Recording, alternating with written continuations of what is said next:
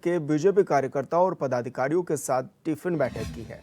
इस बैठक में सांसद नरेश बंसल, विधायक खजानदास, विनोद चमोली, उमेश काऊ समेत तमाम पदाधिकारी मौजूद रहे।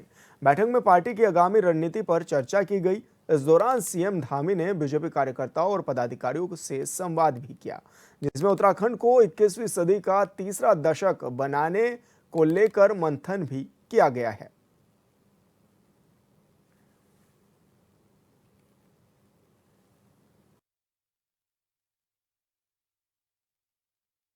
तो आपको बता दें कि देहरादून में ये बैठक की गई है। इस दौरान टिफिन संवाद बैठक, इस बैठक को नाम भी दिया गया और इसमें मुख्यमंत्री पुष्कर सिंह धामी भी मौजूद रहे। साथ ही सांसद नरेश बंसल, विधायक खजानदास, विधायक विनोद चमोली और विधायक उमेश काऊ समेत जो बीजेपी के कार्यकर्ता हैं, पदाधिकारी हैं, वो भी इस बैठक में मौजूद रहे हैं। तो इस बैठक में पूरी तरह से योजना बनाई गई है कि किस तरह से पार्टी की आगामी रणनीतियां रहेंगी। टिफिन बैठक में कार्यकर्ताओं से सुझाव भी लिए गए हैं और साथ ही उनको कई जरूरी दिशा निर्देश भी दिए गए हैं।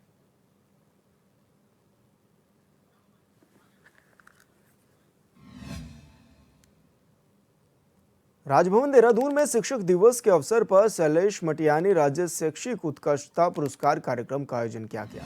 इस कार्यक्रम में सीएम पुष्कर सिंह धामी ने बतौर मुख्य अतिथि शिरकत की। इस दौरान सीएम धामी ने पुरस्कार मिलने वाले शिक्षकों को बधाई दी। साथ ही शैलेश मटियानी राज्य शैक्षिक उत्कृष्टता पुरस्कार के तहत मिलने वाली धनराशि 10,000 से ज्यादा बढ़ाने की घोषणा भी की। सीएम ने कहा है कि शिक्षक अपने अनुभव और ज्ञान से बच्चों के भविष्य को एक नया आकार देते हैं। उन्होंने कहा है कि गुरु कई तरह से छात्रों का मार्गदर्शन करते हैं, इसलिए गुरु को ब्रह्मा विष्णु महेश के समान माना गया है। बहुत बहुत स्वागत और अभिनंदन। हमने शिक्षा के क्षेत्र में कई योजनाएं और नीतियां लागू की है, जिनके बारे में बहुत विस्तार से अभी शिक्षा मंत्री जी ने यहाँ से बताया है। और ये नीतियां इसलिए लागू की है ताकि हम शिक्षकों को एक उपयुक्त कार्य वातावरण और साधन उनको उपलब्ध कराए जा सकें। साथ ही हमने शिक्षकों के ट्रेनिंग के लिए, उनके प्रशिक्षण के लिए और कौशल विकास के लिए भी विशेष योजनाएं शुरू की हैं, जिससे वो आधुनिक समय की जो चुनौतियां हैं, नवाचार हैं, उसके साथ विद्यार्थियों को वो अच्छी शिक्षा प्रदान कर सके, ठीक प्रकार से बच्चों का कौशल विकास हो सके। भाइयों बहनों, मुझे गर्व है कि हमारे राज्य के शिक्षक न केवल शैक्षणिक क्षेत्र में बल्कि सामाजिक सेवा में भी आज हर क्षेत्र में अग्रणी भूमिका निभा रहे हैं।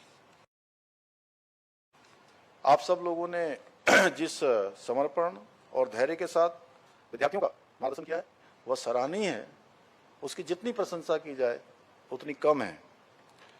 कोरोना महामारी के दौरान भी आपने शिक्षा की ज्योति को बुझने नहीं दिया और ऑनलाइन शिक्षा के माध्यम से बच्चों तक पहुंच बनाई। यह दिखाता है कि आप केवल शिक्षक नहीं बल्कि समाज के सच्चे निर्माता भी आप सब लोग हैं।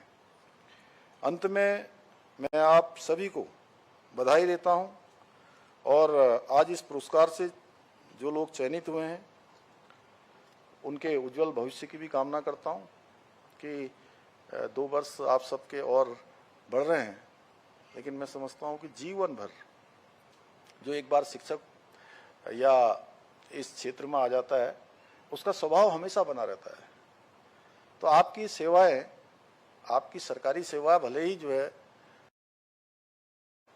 पूरी हो जाएगी, लेकिन और सेवाएं आपकी अनवरत रूप से चलती रहे। मैं आप सब लोगों से यह भी निवेदन करना चाहता हूं। आपका ये जो अनुभव है, यह अनुभव समाज के लिए, हमारे नौनिहालों के लिए, हमारे नवोदित और उदयमान छात्र छात्राओं के लिए हमेशा प्रेरणा का स्रोत बनकर आपका उपयोग होता रहे।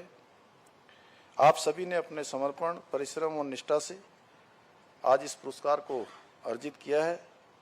आप हमारे समाज के असली नायक हैं और नई पीढ़ी के भविष्य को संवारने की भी जिम्मेदारी आप सभी की है। और हमारे प्रधानमंत्री जी ने पहली बार बाबा केदार की भूमि से उनके मुंह से शब्द निकले थे कि 21वीं सदी का तीसरा दशक उत्तराखंड का दशक होगा। तो भाइयों बहनों, हर क्षेत्र में आने वाले 10 साल उत्तराखंड के हों, उसके लिए हम सबको अपना योगदान देना है। और सच में जो शब्द उनके मुंह से निकले वो कोई सामान्य शब्द नहीं थे, वो शिव के प्रांगण में निकले थे, बाबा केदार के प्रांगण में निकले थे, और सही मायने में आज वो कई मामलों में मूर्त रूप ले रहे हैं। अभी अभी जो नीति आयोग, भारत सरकार ने जो सतत विकास के लक्ष्यों को प्राप्त करने का, SDG सस्टेनेबल डेवलपमेंट गोल्स को प्राप्त करने में जो पूरे देश की जो रेटिंग निकाली है, उस रेटिंग में हमारा राज्य उत्तराखंड हिंदुस्तान के पहले नंबर का राज्य आया है। इसी प्रकार से बहुत सारे कानून हम लोगों ने बनाए हैं, बहुत सारी नीतियां बनाई हैं, बहुत सारे ऐतिहासिक निर्णय लिए हैं, वो आज एक मॉडल के रूप में पूरे देश के अंदर कहीं ना कहीं जाने जा रहे हैं। चाहे वो समान नागरिक संहिता हो, चाहे हमारा नकल का कानून हो, या पिछले दिनों हमने जो दंगा रोधी कानून बनाया है, धर्मांतरण का कानून बनाया है, ऐसे अनेक कानून जो हमारे राज्य की जो मूल स्वरूप है, उस मूल स्वरूप को बनाए रखे, देवभूमि के रूप में संरक्षित करने का काम करें, उस दिशा में हम काम कर रहे हैं। मैं आप सभी से आज आग्रह करता हूं कि आप सभी उत्साह और समर्पण के साथ आगे आने वाले कालखंड में भी आप अपने कर्तव्यों का निर्वहन करते रहेंगे और समाज को शिक्षित और समाज बनाने में अपनी महत्वपूर्ण भूमिका निभाते रहेंगे। आज मैं देख रहा था कि ये शैलेश मटियानी पुरस्कार की जो राशि है 10,000 रुपये है। काफ़ी सालों से 10,000 है, इसलिए मैं घोषणा करता हूँ कि ये 20,000 रुपये होगी। और इसी के साथ आप सबको एक बार फिर से शुभकामनाएं देते हुए, शिक्षक दिवस की बधाई देते हुए, बीजेपी ने प्रदेश में होने वाले केदारनाथ उपचुनाव के लिए कमर कस ली है। बीजेपी ने प्रदेश महामंत्री आदित्य कोठारी को केदारनाथ उपचुनाव के लिए प्रभारी भी बनाया है। जिसको लेकर आदित्य कोठारी का कहना है कि केदारनाथ उपचुनाव की घोषणा जल्द ही हो सकती है। ऐसे में संगठन को बूथ स्तर पर कैसे मजबूत किया जाए, इसको लेकर टीम भी गठित की गई है। उन्होंने कहा है कि ये टीम केदारनाथ जाकर वहां की समस्याओं समेत चुनाव में कार्यकर्ताओं की ड्यूटी को लेकर भी मंथन करेगी। वहीं कांग्रेस पर हमला बोलते हुए आदित्य कोठारी ने कहा है कि केदारनाथ में कांग्रेस की ओर से जो दुष्प्रचार किया जा रहा है, उसका मुंह तोड़ जवाब कांग्रेस को दिया जाएगा। यथाशीघ्र संभावना है कि वहां के चुनाव की घोषणा होगी। भारतीय जनता पार्टी केदारनाथ विधानसभा के चुनाव की दृष्टि से संगठनात्मक स्तर पर पूरी तैयारियां हमारी हों। हमारा बूथ स्तर तक का संगठन मजबूती के साथ में चुनाव के लिए तैयारी करे, इसके लिए वहां के लिए पार्टी के द्वारा एक टीम का गठन किया गया है और हम लोग जल्दी ही केदारनाथ विधानसभा जाकर के वहां की छोटी मोटी समस्याओं को किस तरह से उनका समाधान हो सकता है, कार्यकर्ताओं को चुनाव के लिए किस तरह से अपनी तैयारी करनी है, इसके लिए ये एक रणनीति के साथ में हम लोग वहां काम करेंगे। हम लोग प्रत्येक मंडल के लिए एक हमने वरिष्ठ पदाधिकारी को भी प्रवासी बनाए। प्रदेश में केदारनाथ विधानसभा सीट के उपचुनाव की घोषणा होना अभी बाकी है, लेकिन राजनीतिक दलों ने अपनी तैयारियां तेज कर दी है। केदारनाथ विधानसभा उपचुनाव को बीजेपी और कांग्रेस दोनों ही दल इसे चुनौती के रूप में देख रहे हैं। प्रदेश में हाल ही में हुए बद्रीनाथ और मंगलौर विधानसभा सीट पर उपचुनाव में बीजेपी को हार का सामना करना पड़ा। ऐसे में बीजेपी के लिए यह चुनौती बड़ी होने जा रही है। बीजेपी प्रदेश महामंत्री आदित्य कोठारी का कहना है कि मंगलौर विधानसभा सीट बीजेपी की कभी थी ही नहीं, बावजूद इसके बीजेपी ने अच्छा प्रदर्शन किया है। वहीं बद्रीनाथ विधानसभा उपचुनाव में हार की समीक्षा भी की गई है। जो गलतियां रही हैं उन्हें दोबारा दोहराया नहीं जाएगा। आदित्य कोठारी ने कहा है कि बीजेपी केदारनाथ विधानसभा उपचुनाव को लेकर रणनीति बना चुकी है और केदारनाथ उपचुनाव को बीजेपी भारी बहुमत से जीतने जा रही है।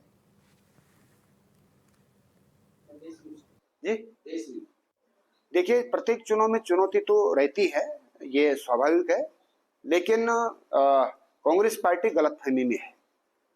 हमने मंगलौर विधानसभा का चुनाव 422 वोट से हारे हैं, लेकिन यही मंगलौर विधानसभा से लोकसभा चुनाव 2024 में हम 23,000 वोट पीछे थे। हम 23,000 से घट करके 422 पर आए हैं। वहां हम हारे नहीं, वहां हम जीते हैं। बद्रीनाथ विधानसभा का जहां तक सवाल है, हमने वहां के हार के कारणों की समीक्षा की है और जो कमियां बद्रीनाथ विधानसभा में रही हैं वो कमियां केदारनाथ विधानसभा में नहीं रहेंगी। इस बात के लिए पार्टी ने पूरी रणनीति बनाई है। कांग्रेस के पूर्व प्रदेश अध्यक्ष गणेश गोदियाल ने उत्तराखंड के पर्वतीय क्षेत्र के लिए एक बड़ी मांग की है। उन्होंने कहा है कि बीजेपी के प्रदेश अध्यक्ष और राज्यसभा सांसद महेंद्र भट्ट ने जो केंद्र में आरक्षण मिलने की मांग उठाई है उसके लिए हम उनका आभार जताते हैं, लेकिन महेंद्र भट्ट को उत्तराखंड के पूरे पर्वतीय क्षेत्र को जनजातीय क्षेत्र घोषित करने की मांग भी सदन में उठानी चाहिए और अगर वो इस मांग को सदन में उठाने का काम करते हैं तो कांग्रेस पार्टी भी उनका समर्थन करेगी। मैं इसको लेकर महेंद्र भट्ट का कहना है कि ओबीसी आरक्षण को लेकर मानक तय हैं और उन मानकों के बाहर कोई निर्णय नहीं लिया जा सकता है। उन्होंने कहा है कि जहां तक पेनखड़ा क्षेत्र का मामला है तो इसे मैंने सदन में उठाया है और जल्द ही इस पर केंद्र सरकार का कोई सकारात्मक निर्णय भी आएगा। भारतीय जनता पार्टी के उत्तराखंड प्रदेश के अध्यक्ष और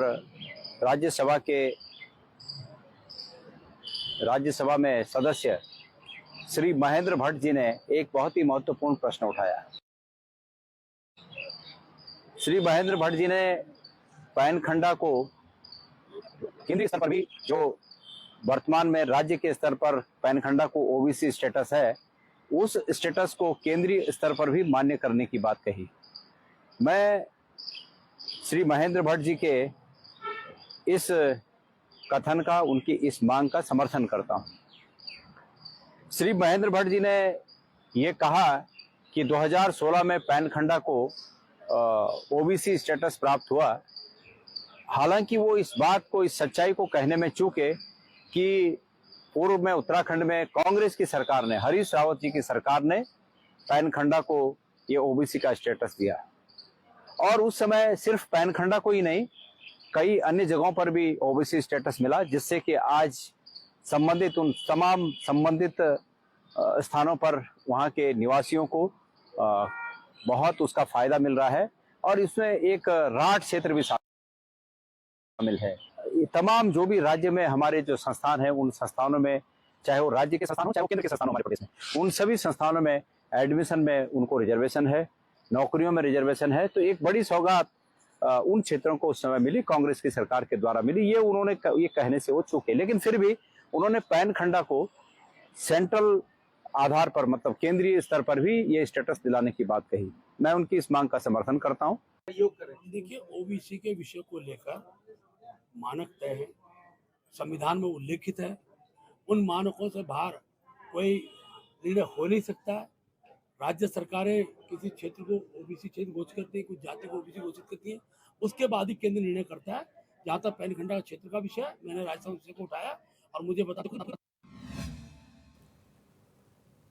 बद्रीनाथ से विधायक लखपत बुटोला ने कांग्रेस मुख्यालय में प्रेस कॉन्फ्रेंस की है, जिसमें उन्होंने बद्रीनाथ में आपदाग्रस्त क्षेत्रों को लेकर चिंता जताई है। उन्होंने कहा है कि उत्तराखंड अभी आपदा से प्रभावित है। चमोली की अधिकांश सड़कें क्षतिग्रस्त हैं, फिर भी सदन में हमें आपदा को लेकर बोलने का मौका नहीं दिया गया। उन्होंने कहा है कि हिमाचल सरकार ने आपदा के चलते विधायक, मंत्री और मुख्यमंत्री से अपने 6 महीने का वेतन लिया था। उसी तर्ज पर सरकार से अनुरोध है कि 2 महीने का वेतन आपदा के लिए देने की कृपा करें। लखपत बुटोला ने बताया है कि उन्होंने विधानसभा अध्यक्ष को पत्र लिखा है कि उनके 6 माह का वेतन और साथ ही आपदाग्रस्त क्षेत्रों के लिए दे दें।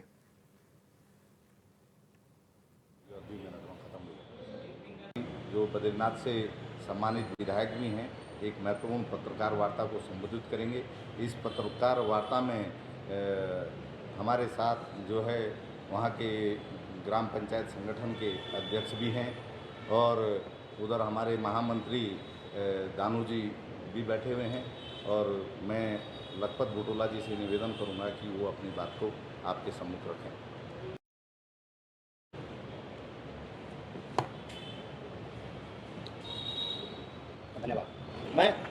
मैं पुनः कह रहा हूं कि क्योंकि मैं चमोली जनपद से आया हूं और मैंने देखा है कि जिस तरह से हमारे बगल के राज्य हिमाचल सरकार ने, मुख्यमंत्री ने, वहाँ के मंत्रियों ने, विधायकों ने अपना मानदेय भत्ते सब छोड़ करके अपने आपदा में अपने राज्य के लिए खर्च कर रहे हैं। मैं यहाँ की सरकार से भी अनुरोध करता हूँ, यहाँ के मंत्री और विधायकों से भी अनुरोध करना चाहता हूँ कि उत्तराखंड के हित में और विशेषकर जैसे पहाड़ी राज्य के क्षेत्रों के हित में वो भी अपना मानदेय छोड़ें। मैंने इसकी शुरुआत की है और मैंने 6 महीने के अपने बड़े हुए मानदेय और भत्तों को कहा है कि आप इसको आपदा के क्षेत्र में देने का काम किए। मैंने स्पीकर महोदय को ये चिट्ठी लिखी है और मैं ये चिट्ठी उनको दे दूंगा और मैं चाहता हूँ ऑल ग्रुप भी उत्तराखंड के लिए इस तरह के काम करें। शिक्षक दिवस के मौके पर राजकीय इंटर कॉलेज कुलसारी में बोर्ड परीक्षा में अव्वल आए छात्र छात्राओं को सम्मानित किया गया है। कार्यक्रम में थराली विधायक भोपाल राम टंटा ने बतौर मुख्य अतिथि शिरकत की। उन्होंने 5 मेधावी छात्र छात्राओं को मेडल और प्रशस्ति पत्र देकर सम्मानित भी किया है।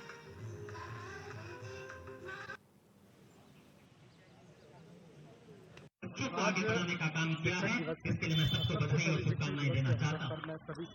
मैंने अपने बड़ों से, अपने शिक्षकों से छात्र छात्राओं का भी सम्मान समारोह यहाँ पर जिससे मेरे दिल और दिमाग पर गहरा असर छोड़ा।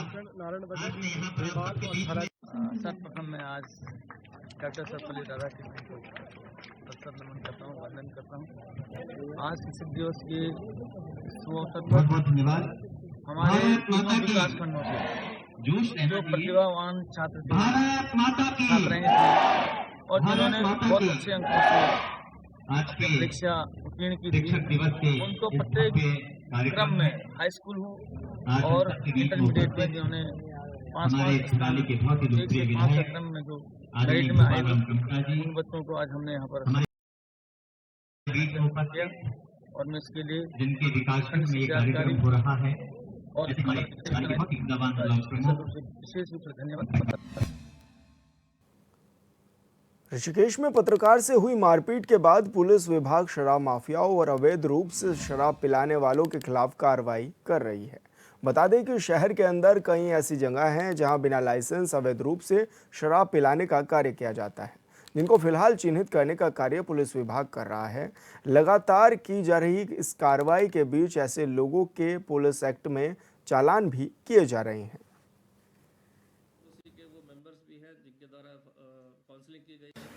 एक व्यक्ति की जो है एक वीडियो उसमें भी वायरल हुआ था, साथ ही साथ सूचना भी पुलिस के पास आई थी कि इस तरह से एक व्यक्ति की पिटाई की गई है।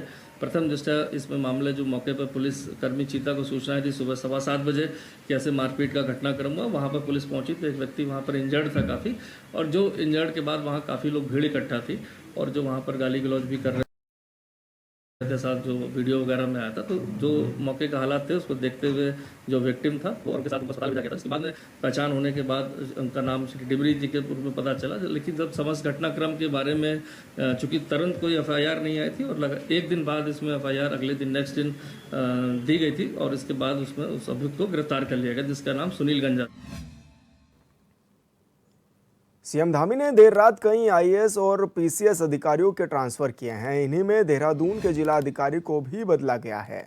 देहरादून में जिला अधिकारी सोनिका को हटाकर IAS समीन बंसल को जिला अधिकारी बनाया गया है। नवनियुक्त जिला अधिकारी समीन बंसल ने DM कार्यालय पहुंचकर कार्यभार ग्रहण किया है। पदभार संभालते ही मीडिया से वो रूबरू भी हुए हैं और अपनी प्राथमिकताएं भी उन्होंने गिनाई हैं। समीन बंसल ने कहा है कि नगर निगम की समस्याओं को दूर करना उनकी पहली प्राथमिकता होगा।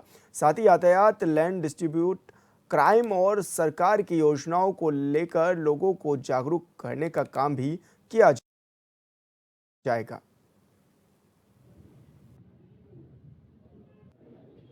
देखिए, जो कैपिटल सिटी देहरादून है उसमें शहरी क्षेत्र की अपनी समस्याएं हैं और जो सबर्ब्स और ग्रामीण एरियाज हैं उनकी भिन्न समस्याएं हैं। तो जो प्रयास रहेंगे, स्ट्रेटजी रहेगी, वो कुछ अंतर रहेगा दोनों में।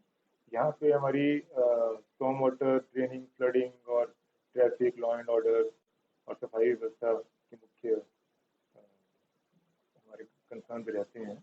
और सबर्ब ग्रामीण एरियाज में कुछ फैसिलिटीज़ का, सिटीजन सर्विसेज का अभाव रहता है, क्योंकि कुछ एरियाज हमारे नगर लिमिट से बाहर चले जाते हैं और कुछ जगह पे delivery up to the door steps of villages और पंचायत में कहीं ना कहीं पे डिफरेंस आ जाता है। नगर निगम देहरादून ने स्वच्छ दून सुंदर दून को बनाए रखने के लिए बड़ा कदम उठाया है। दरअसल बार बार जागरूक करने और चेतावनी देने के बावजूद भी लोग जगह जगह कूड़ा फेंक रहे हैं। ऐसे लोगों पर निगरानी रखने के लिए निगम की ओर से जगह जगह पर सीसीटीवी कैमरे लगाए गए हैं।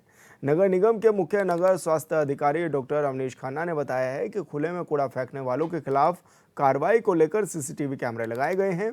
उन्होंने ये भी बताया है कि दून में राजीव गांधी कॉम्प्लेक्स, बन्नू रेस कोर्स समेत कई जगहों पर कैमरे लगाए गए हैं।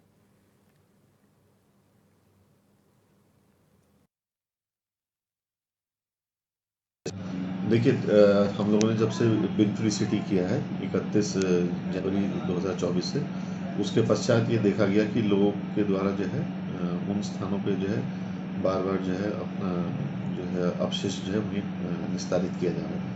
तो इसको देखते हुए पहले लोगों को आईसी की दी गई, फिर उसके बाद कई और माध्यमों से भी जागरूक करने की कोशिश की गई, परंतु नियमित रूप से जो है वहाँ पे अपशिष्ट किया जाता है, जिस कारण से शहर में दिक्कत होगी। इसको ध्यान में रखते हुए जो है सीसीटीवी जो है अभी 10 स्थानों पर चिन्हित करके लगाए गए हैं और उन सभी स्थानों पर जो है सफलतापूर्वक जो है निगरानी की जा रही है और लोगों को भी जागरूक किया जा रहा है तथा अपशिष्ट जो है अब सीधे सीधे कूड़ा वाहनों में लोग दे रहे हैं, जिससे कि काफ़ी हम लोगों ने कंट्रोल किया है उन स्थानों पर। देवभूमि उत्तराखंड में अवैध मदरसों को लेकर अब मदरसा बोर्ड सख्त रुख अपनाता हुआ नजर आ रहा है। इसी क्रम में देहरादून में राज्य बाल आयोग की टीम ने आज़ाद कॉलोनी में चल रहे मदरसे का औचक निरीक्षण किया है। इस दौरान पता चला कि मदरसों का रजिस्ट्रेशन नहीं हुआ है, साथ ही वहाँ बच्चों को अव्यवस्था में रखा जा रहा है।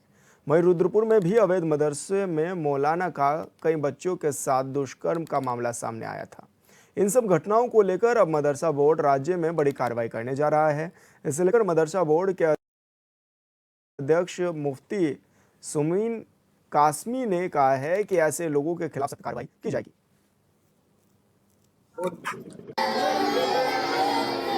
क्यों नहीं कराना चाहते? तो इसका मतलब कहीं ना कहीं कोई चीज ऐसी है कि जिसे छुपाना चाहते हैं। अगर आपको ये कहा जा रहा है अपना हिसाब किताब सही रखिए, ये तो सरकार आपको हर तरह की सहूलत फराहम कर रही है। ये सेकुलर सरकार, हमारी भारतीयों की सरकार, ये अंग्रेजों की सरकार नहीं है, न मुगलों की सरकार है, न अंग्रेजों की सरकार। उनके लिए हमारी कितनी सहूलियत दी जा सकती है सरकार बगैर किसी भेदभाव के सबको देती है। चंदे पे चलने वाले मदरसे को क्या सहूलियत आपको?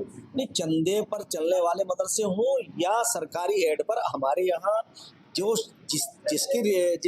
जिसकी रिक्वेस्ट आएगी, अब जैसे मान लीजिए मतलब फर्नीचर से लेकर के कंप्यूटर से लेकर के हर तरह से ये सरकार उनके लिए कार्य कर रही है। जहाँ जिसकी हमारे पास जरूरत आती है।